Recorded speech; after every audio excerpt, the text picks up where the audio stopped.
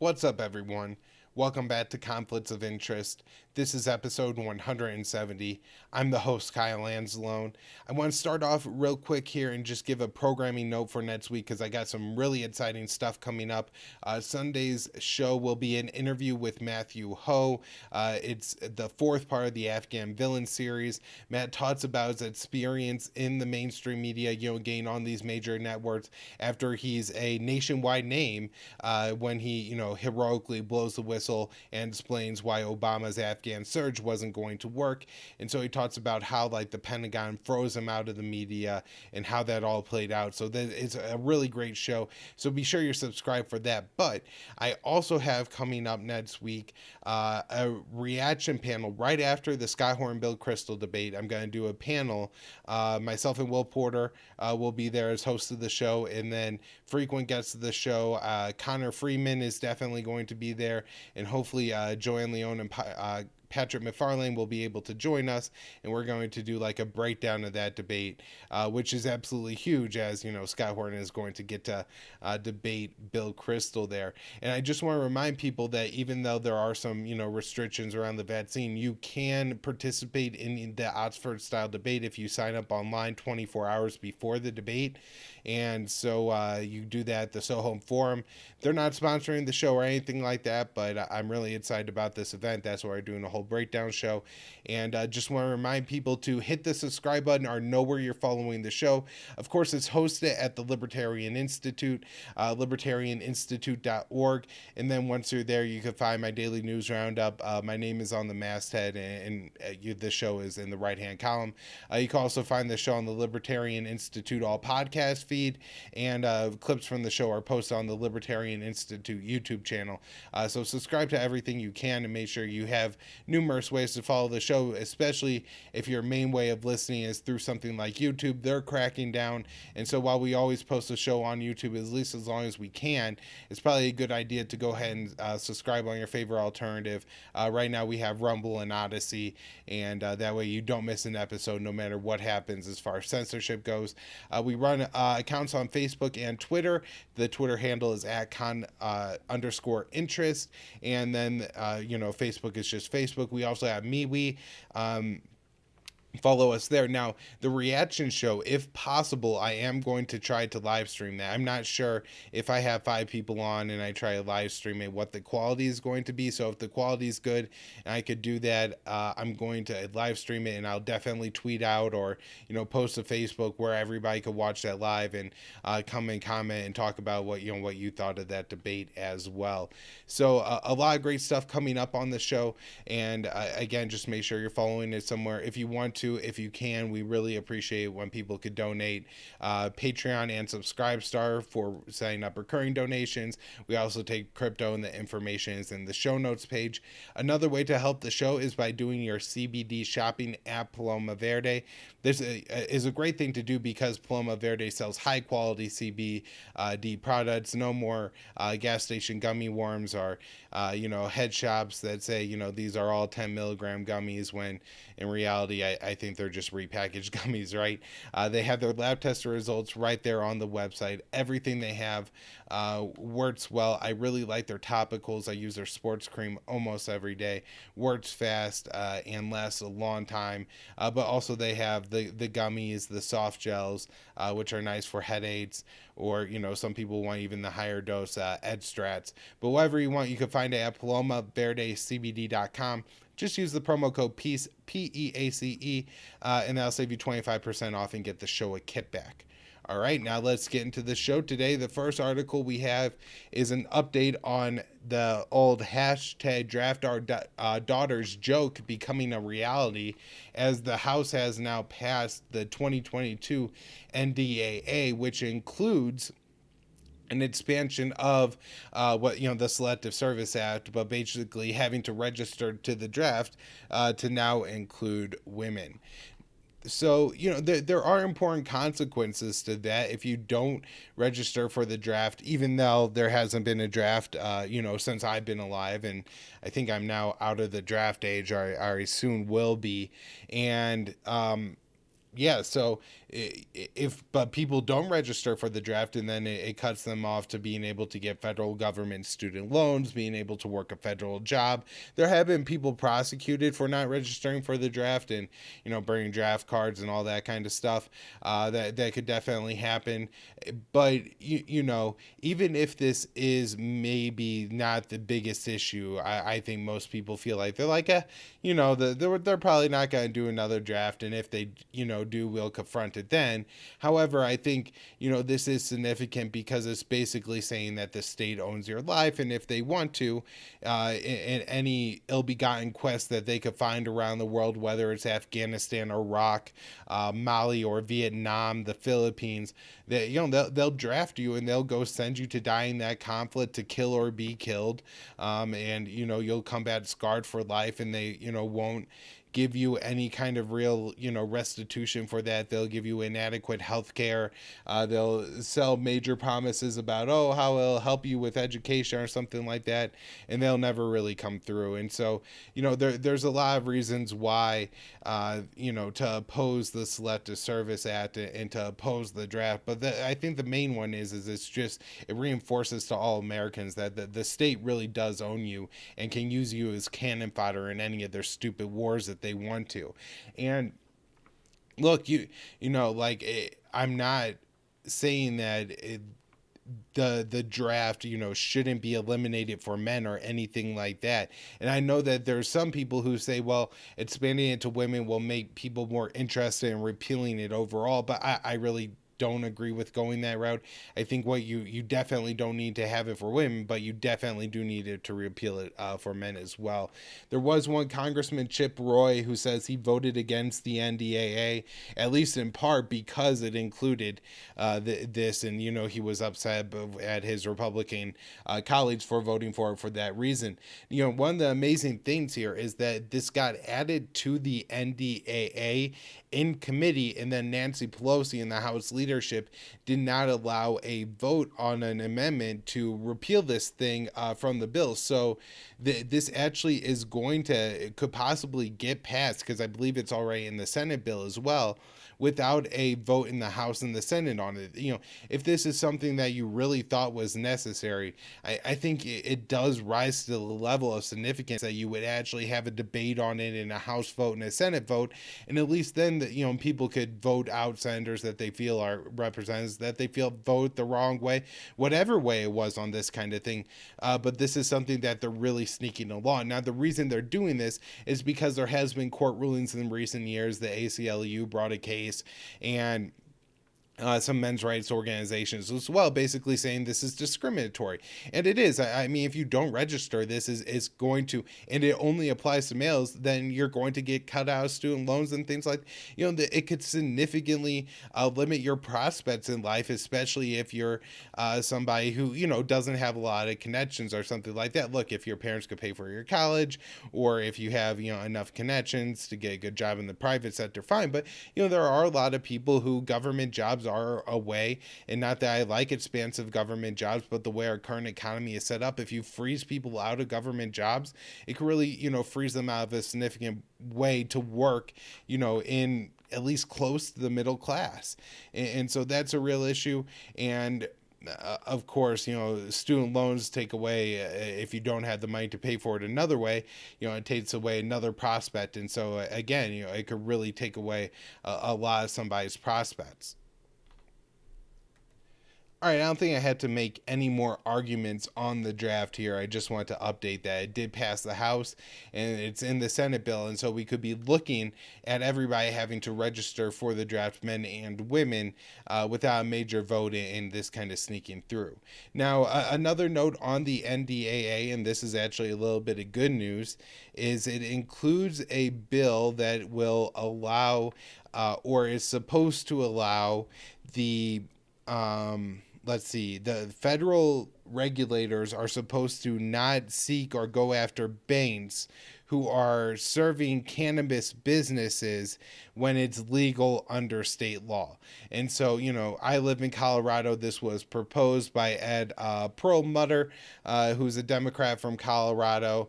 And there is an issue with a lot of these, dispensaries and legal cannabis companies where there's a very limited number of banks that they could work with. This is titled the Safe Banking Act, and it is, I guess, has some bipartisan support in the Senate, and so there is a chance that this could get into the Senate bill as well. If not, of course, we'll see what happens out of conference committee on it. It could go either way, it seems like. But Rand Paul has introduced it. There's a coalition of at least 9 Republicans who are on board, so that's plenty. If even almost all the Democrats are willing to support this, which I really hope that they would, because this would be a significant step in helping legal marijuana in the U.S. So, this was a little bit of good news that got into the bill. Now, it does seem wholly unrelated to the NDAA, but, they sneak so many bad things into these bills. If we, slide a good thing into one of them, just have to be happy with it. One more note on Congress is that 2 senators, and these are senior Democratic senators, Dick Durbin from Illinois and Patrick Leahy from Vermont, they sent a letter, mostly in reference to the August 29th drone strike in Kabul, calling on the Biden administration to end drone strikes outside of war zones. Now, there's a real concerning thing about this letter to me, just the preface of it, because really with the war in Afghanistan, the withdrawal there's no other authorized U.S. wars, and so there really should be no war zones. And by even saying that, you could only carry these things out in war zones and then identifying like Iraq and Syria, that I don't know, seems to suggest that there are wars that Congress has introduced or has approved, which is absolutely not the case. But there is the de facto approval that's been going on for nearly a decade, and Congress hasn't done anything about it. So overall, I think this letter is a good thing. The more important politicians you have, even if they are corrupt people, calling for an end to drone strikes in more countries, that's great. Now, it does seem that the Biden administration is going to continue to drop drone strikes in Afghanistan despite the failures of the August 29th strike, but I'll get into that later in the show. All right, one follow-up I have on the Mike Pompeo WikiLeaks story that I talked about on Monday's show. And this is another article from Yahoo News, once again titled from Michael Iskoff and Zach Dorfman. This article titled Pompeo, Sources for Yahoo News WikiLeaks Report Should Be Prosecuted. And this just goes to show the disgusting mindset of Mike Pompeo, but I think he is really representative of a lot of the deep state on this kind of stuff. The article says that Pompeo, appearing on Megyn Kelly's podcast, was asked to respond to the Yahoo News story, and he says, "I can't say much other than whoever those 30 people who allegedly spoke to one of these Yahoo News reporters, they should all be prosecuted for speaking about classified activity inside the Central Intelligence Agency." And then it goes on to say, at the same time, Pompeo declined to respond to many of the details in the Yahoo News account and confirmed that pieces of it are true. So I think those are probably the big highlights from the interview. Now, the first thing is in what Pompeo is trying to conflate here is the idea that people can't blow the whistle on illegal government activity. If the government is planning to carry out extrajudicial assassinations, that's something that can and the whistle should be blown on, because that itself is a criminal act, and if you go along with it or take part in it, you're taking part in a criminal act. And so that's something that Pompeo is just trying to conflate, that the idea that any classified information cannot be released or else you are you need to go to jail. Now the other thing here is saying that parts of it are true. This is all something that, again, I already knew and figured, but he is the former CIA director, so it's important to listen when he says parts of it are true. He isn't saying that any of it is untrue, and so who knows, pretty much every detail from the story minus the Russiagate propaganda could be accurate. All right, now let's move on and talk about Afghanistan. The first couple stories here are looking back at the withdrawal, and we're getting more details about what actually happened there. And a lot of it is confirming what me and Will had speculated was true on the show. This came out in the, I think, House committee, but it could have been Senate. Mackenzie Milley and Lloyd Austin. So Lloyd Austin's a retired general, now supposed to be like kind of in a civilian post as the Secretary of Defense, and then you have Milley, who's the commander of the Joint Chiefs, and Mackenzie, who is the head of CENTCOM. All current or former four-star generals were testifying in front of Congress, about the different things going on. I'll get into Milley's stuff in relation to the Woodward. I want to look into it a little bit more later, but I want to talk about here in reference to Afghanistan on today's show some of those comments. This one from Frank McKenzie is saying that the U.S. Was offered by the Taliban. I guess Mullah Baradar told the U.S. that you're either going to have to take responsibility for securing Kabul, or the Taliban were doing it. And so they were kind of saying that the first option, if the U.S. wanted it, they could secure Kabul. And this was after the president, Ashraf Ghani, fled the country on August 15th, right? So the Afghan government is now gone. There's no security force in Kabul. The Taliban say, we're going to, you do it or we're going to do it. And the response from the U.S., and this was relayed through U.S. Special Envoy to Afghanistan, the guy who's been negotiating with the Taliban all along, Zalmay Khalilzad, and he says that the U.S. can't do it because they don't have the personnel, the capabilities to do that at this time. Now, I don't know if that's true or not. I guess, believe it. It would have been, it's a massive city. And so the idea that the U.S. Would be able to get all those resources, and it would have been a major, probably, increase in troops if the U.S. elected to do that.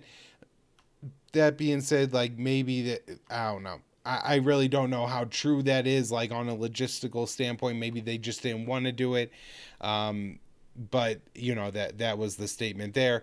But this does again reflect what me and Will talked about and had reported on the show at the time, that the Taliban did only enter Kabul after there was no other forced to secure the city, right? And that is at least a significant detail of the events, and it does cut against what the president Ashraf Ghani has said. He's tried to put forward the narrative that that he had to leave the city, that he only fled because the Taliban, it was in an agreement with the Taliban to basically save the city, and that doesn't seem to be the case. The Taliban actually wanted to negotiate a political transition before moving into this city. They were going to take it, don't get me wrong, I'm not saying that, but they were willing to negotiate a political transition, and that was screwed up when the president fled. Now, there is another interesting story here on Reuters, and it's an exclusive. They got a document that was produced by the World Bank and the IMF days after the Afghan government fell. This is from Reuters. Exclusive: Afghan central bank drained dollar stockpile before Kabul fell. And it's very interesting that not only was it drained before Kabul fell, but they started doing this essentially July 1st. And so it seems like the people who wanted to loot Afghanistan were revving up to do that pretty early on here.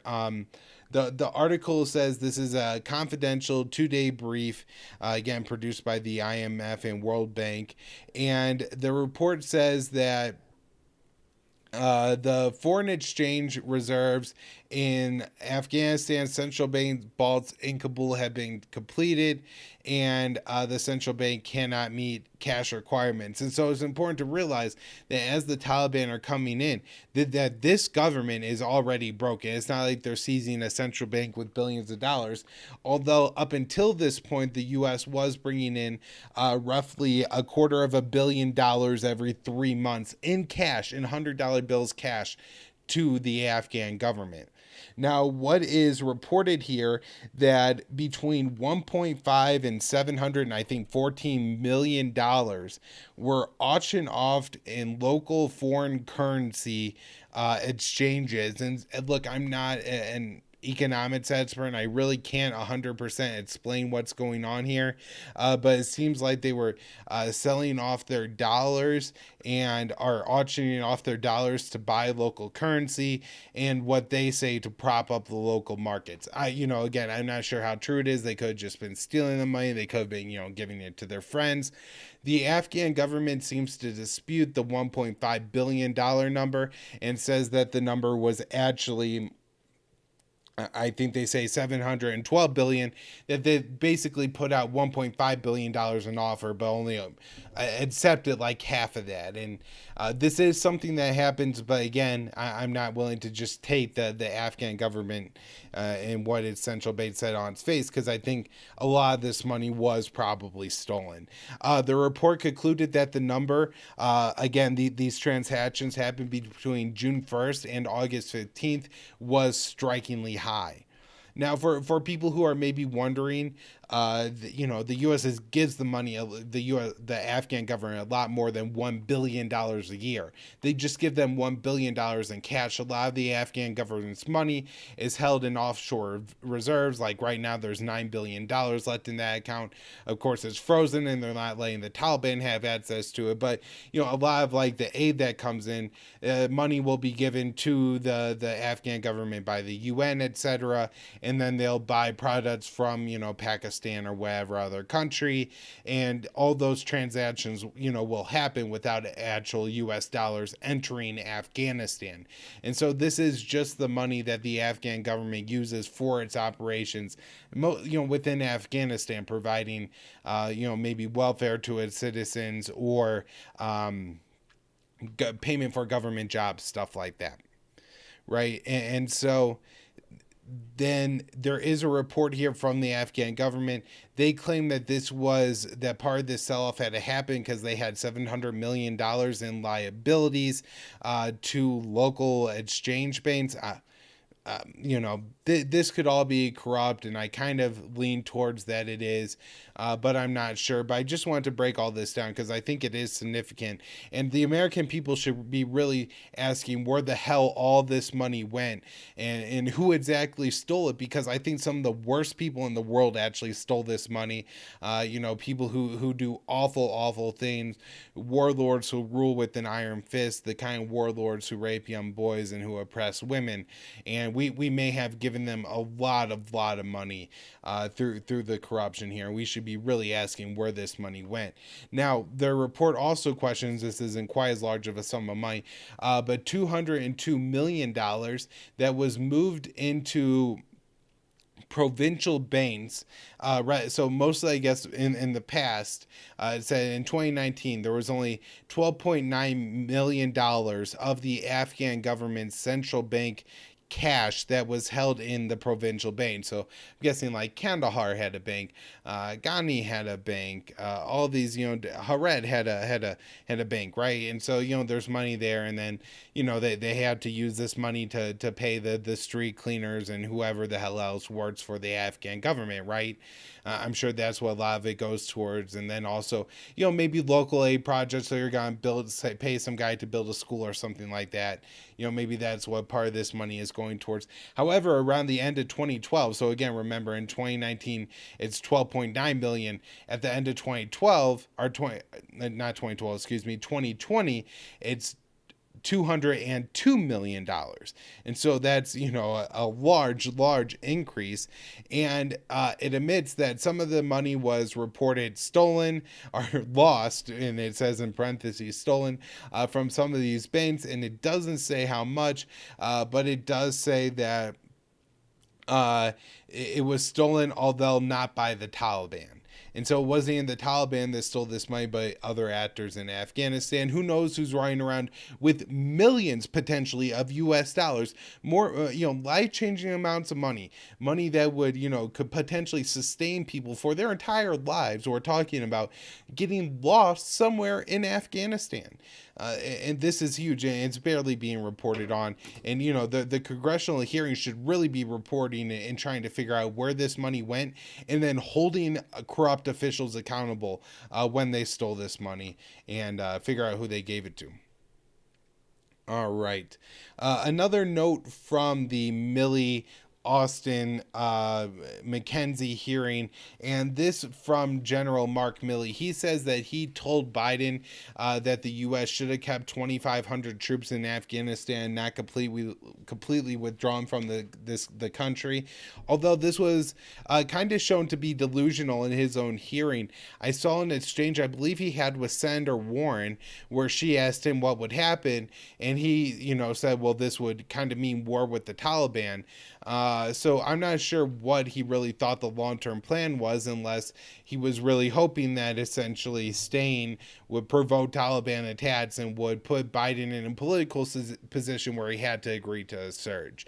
That's kind of my speculation here, but it's very interesting that, our own commander of the Joint Chiefs, Mark Milley, can't even put together a really coherent narrative of what his strategy for Afghanistan would have been.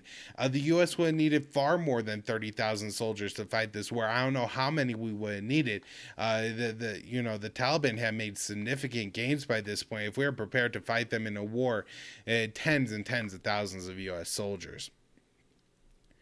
Now, looking at U.S. drone strikes in Afghanistan moving forward, apparently the drones are still flying. The Taliban, through their representative in Dawa, said that the U.S. was violating their airspace with drones, and this is consistent with what the U.S. has said, that they're going to continue surveillance and overhorizon capabilities in Afghanistan. So that means potentially carrying out drone strikes, although I haven't read of any drone strikes reported so far in September.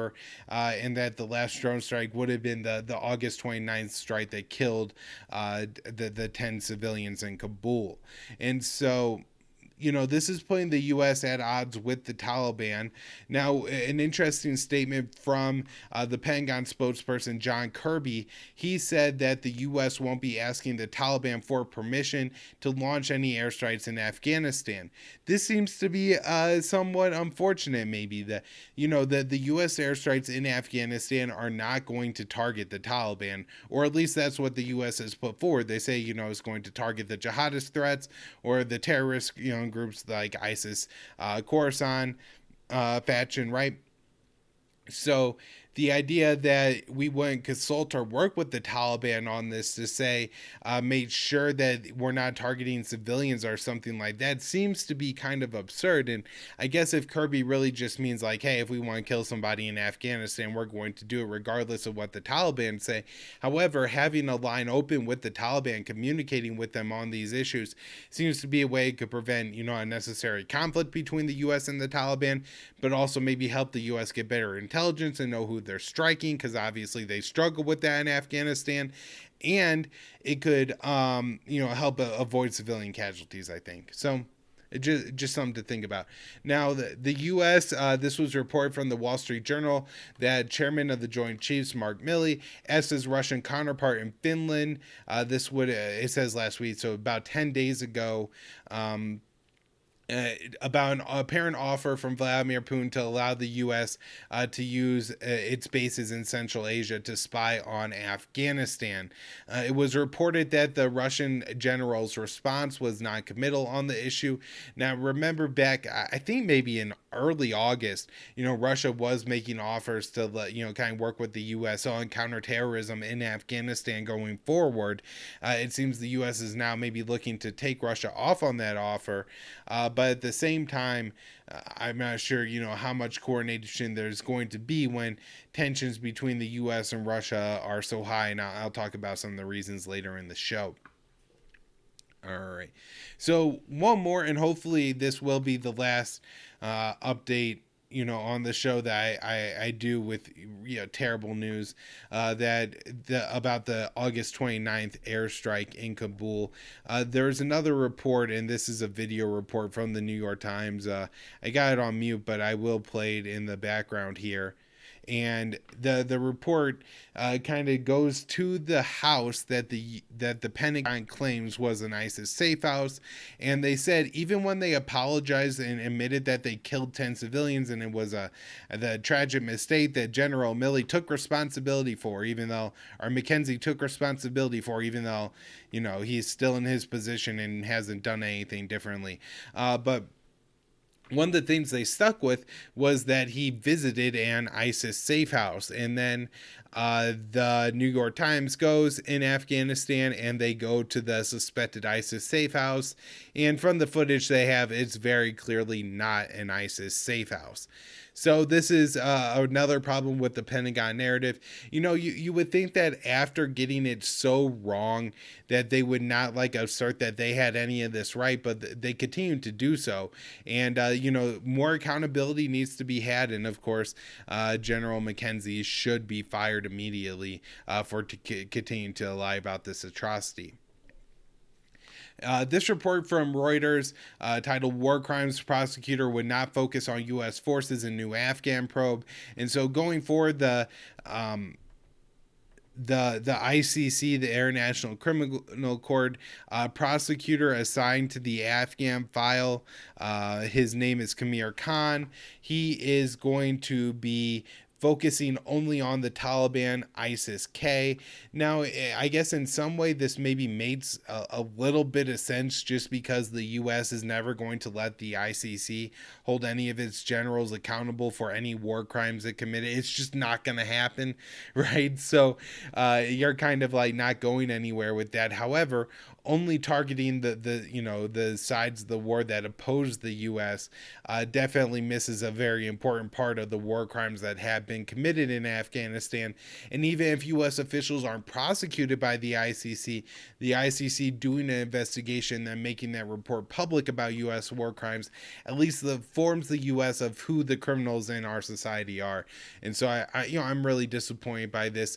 And then of course, even if you look at it from maybe more of a practical perspective and say, well, ISIS-K still exists in Afghanistan, the Taliban are now in charge, and so maybe we should hold those kind of leadership positions accountable and take out war criminals who are currently in positions of power. But the war criminals in the U.S. are in positions of power. Also, they're laying off the Afghan government, which, while it no longer exists, the people who made up the Afghan government did, and they committed a hell of a lot of war crimes themselves. I want to focus on a couple stories about Syria real quick. The U.S. says it won't normalize or upgrade diplomatic relations with Assad. This at Reuters, and I believe it was our State Department spokesperson was asked about the U.S. normalizing or upgrading diplomatic relations with Syria, and the U.S. clarified to say that it doesn't want any of its allied countries to. And this comes after representatives from Jordan and Lebanon both asked the U.S. to ease sanctions on Syria to help the economy, not in Syria, but in Jordan and Lebanon, because the location of Syria between Jordan and Lebanon makes it so that it's harder to trade between those two countries with the U.S. sanctions. And so we see time and time again, the U.S. doesn't care how many people it hurts with this economic warfare in the Middle East. And it's always, we have targeted sanctions on Iran. And yet it really means that some, citizen in Jordan is sitting in cold without any power at their house, and somebody is, unable to eat a couple meals a week because they're lacking money in Jordan or something like that.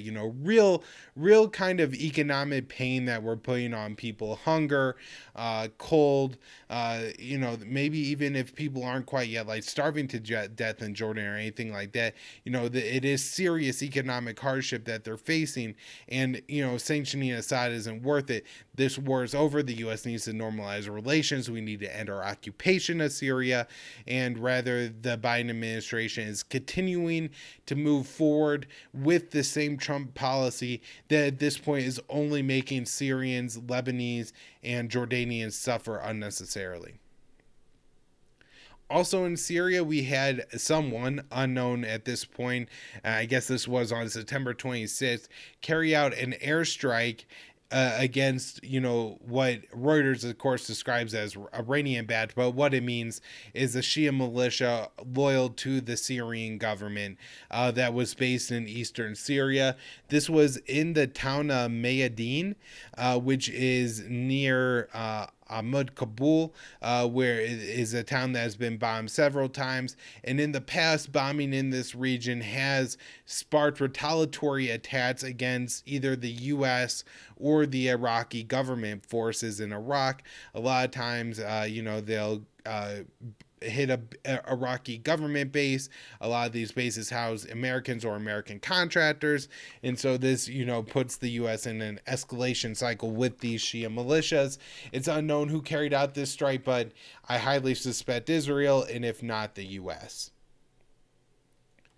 All right, and then the U.S. has also carried out some raids in Syria in the past week. In two separate raids, they claim to have killed 3 and captured 5 members of the Islamic State. Who knows who they actually took out, but I'm sure, they kicked in the door of a bunch of Syrian homes, and their claims are that they got ISIS guys.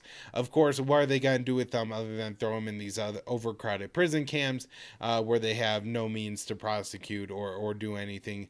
It's an absolute, the U.S. occupation of Syria is an absolute calamity.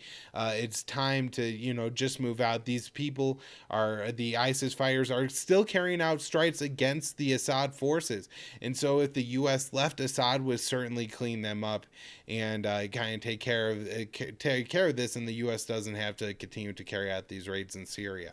A couple stories on Russia before I wrap up.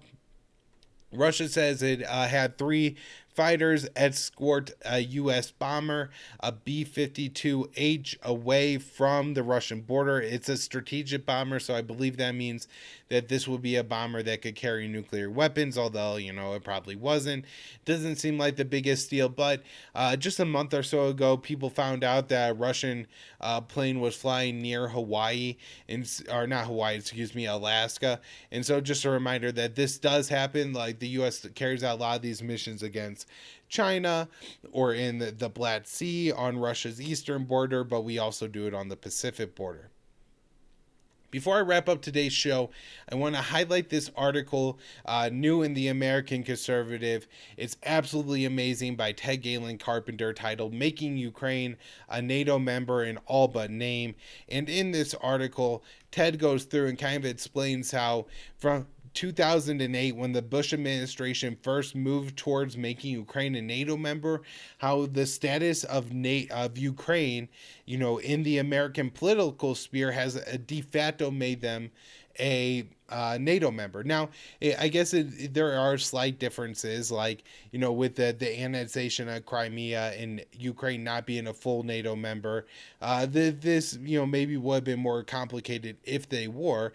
At the same time, in the U.S., we constantly we must defend Ukraine. There's no question that we have to defend Ukraine from Russian aggression, even though they're not a committed treaty member to the United States or anything like that. The U.S. is selling them weapons like they are a committed ally to the U.S., when again they're not. And even though there's very nefarious elements of the Ukrainian armed forces, including former members of the Azov Battalion, which is this neo-Nazi group, right? And certainly the Ukrainian president, the current president, Zelensky's, moving towards and trying to push closer to NATO membership. And the U.S. has been, willing to leverage its relationship with Russia and France, or not Russia, with Russia, but particularly actual NATO allies, France and Germany, who haven't wanted the U.S. to develop these ties and have such close security relationship with Ukraine. Ukraine, and yet the U.S. has, forced the entirety of NATO and the West into that direction, but, particularly in the U.S. And so, anyways, I really recommend that people check out this article and read everything that Ted has to say. But it was a really great article on the Russia issue. I wanted to bring it up. All right, that's where I'll wrap up for the week. Again, I got great content coming. Sunday interview with Matthew Ho. Monday night after the Horton Crystal debate, I'll be breaking it down here with a panel, Will Porter, Connor Freeman, and other guests. I'm really excited. Definitely want to check that out. And, subscribe to the show somewhere. Check out the Libertarian Institute, Opinion Ed, or at antiwar.com. Donate on Patreon, Subscribe Star. Thanks, everyone.